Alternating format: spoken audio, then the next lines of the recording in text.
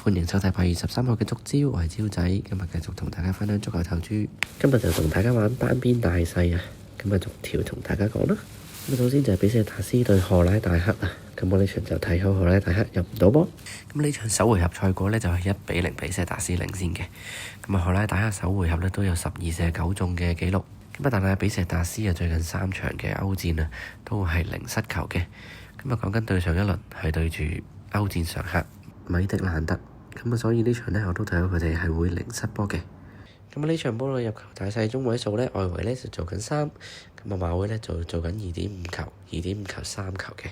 咁啊唯一有多少憂慮呢，就係荷拉大克呢係有2個單邊入球大細檔，0.5球同1.5球檔，不過佢嘅賠率呢係應該係需要開2檔嘅。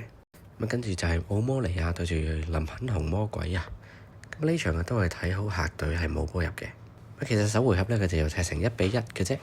咁啊林肯紅魔鬼呢就5射有2中嘅。咁啊雖然首回合嘅比數係和波啊，咁啊但係呢場嘅讓球盤開得相當之懸殊啊。咁啊主隊嘅奧摩尼亞就讓緊2球2.5球啊。咁啊入球大細中位數都做緊3球3.5球啊。咁啊都相當之大開得。咁馬會都係開3球3.5球最低啊。咁啊單邊大細方面呢，就奧摩尼亞2.5球3.5球啦。咁林肯紅魔鬼就得一檔0.5球嘅啫。咁啊咁樣開法呢，就似乎呢就係單邊攻會比較似樣啦呢場波。咁啊林肯紅魔鬼可能係死守到盡頭啊。咁啊間唔時打下反擊嘅啫。其實雙方都喺歐聯賽區跌落嚟嘅。咁啊客隊呢就比較打多一輪。咁啊即係主隊係比較優勝少少嘅。跟住就到昔日嘅蘇超班霸格拉斯哥流浪啦。佢哋今晚就會主場迎戰積基朗尼亞。首回合啊就係積基朗尼亞主場呢就領先2-1嘅。咁全部嘅波都係上半場。咁雙方都係憑住一個烏龍球各入1球嘅。下半場啊雖然格拉斯哥流浪落後啊，咁但係啊都射咗8個波，只係命中咗2球啫。我相信今場嘅發展都係一樣咁上下噶啦。咁啊格拉斯哥流浪應該都會碌到入2球嘅。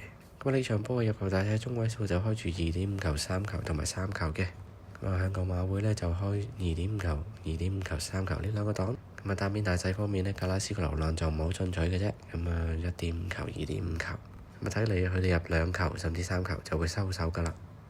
咁啊佢哋亦都最少有2球先會有晉級嘅希望啦。最尾就係一場歐協聯啊。書爾本主場對住亞積士。首回合嚟講啊，亞積士主場呢就3-1大勝呢個書爾本。不過佢哋30幾次射門啊，對住對方得3次射門嘅啫。下半場就領先2-0嘅，翻入更衣室啊。咁但係下半場佢哋都冇放軟手腳，射咗20球。咁對方啊，書爾本啊，嗰3個射波都係下半場發生嘅。咁佢哋就射3球都中到，咁啊入咗1球。咁亞積士啊聯賽啊作客啱啱嗰場呢都贏2-0，咁佢都射咗20幾球啊。咁似乎進攻就係佢哋嘅天命嚟㗎啦。咁啊你叫佢哋唔進攻呢，佢哋應該就會身痕啦。